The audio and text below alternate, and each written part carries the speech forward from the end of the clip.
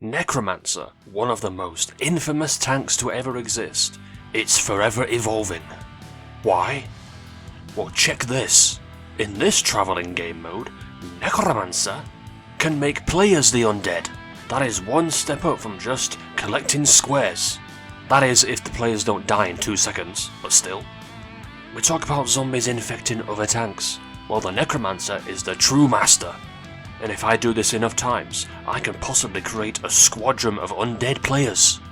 That is if players know how to do this properly, or unexpectedly die to random players who are not on my team. But this raises the question, what about the Overlord? What if you are able to kill the Overlord so that they are on your side? Alright then, I will prove it to you, and I will once again prove to you how superior the Necromancer is to the Overlord. Can the Overlord do this? No, they cannot.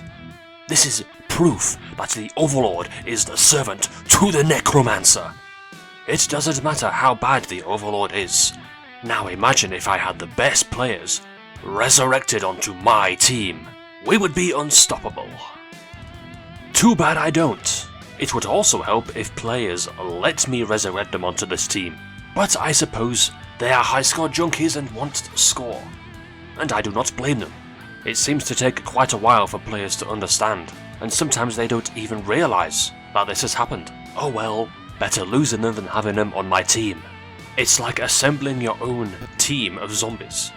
But for some reason they are sentient, unlike the green tanks.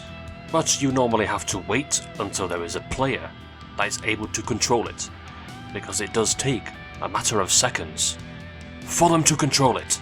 I talk about the Necromancer being superior to Overlord, especially now that it can resurrect the Overlord onto its team. But what about the Necromancer itself? Yes, that is right, you perfectly guessed it correctly. It can even recruit other Necromancers to its team. That's how powerful the Necromancer truly is.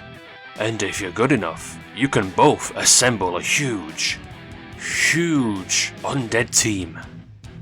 Unless you do this, then you're not going to get a huge team.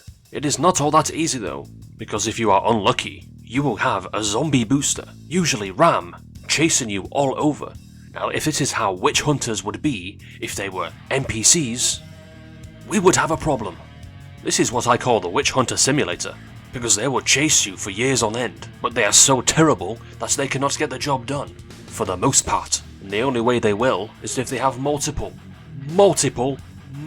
players on them, which you do often see in this Halloween mode. You see it a lot. A whole lot.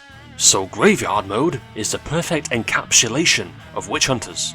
The only difference being is that they do not end up on your team when you kill them. They will just respawn until they kill you, or they'll give up. Imagine you formulate the team and never mind the boosters, but they all end up betraying you and this happens. That can also happen. Some players just prefer to have as many zombies as possible. I, however, prefer to have as many Necromancers as possible. I would rather take over the server with my own zombie team. If I am able to do this, I would be the true zombie king. And it is fitting with a tank such as the Necromancer. Too bad that any kind of success that you have with Necromancer involves you using Ram, because Necromancer in Maze is terrible, normally, not to mention the unpredictability of players, as usual.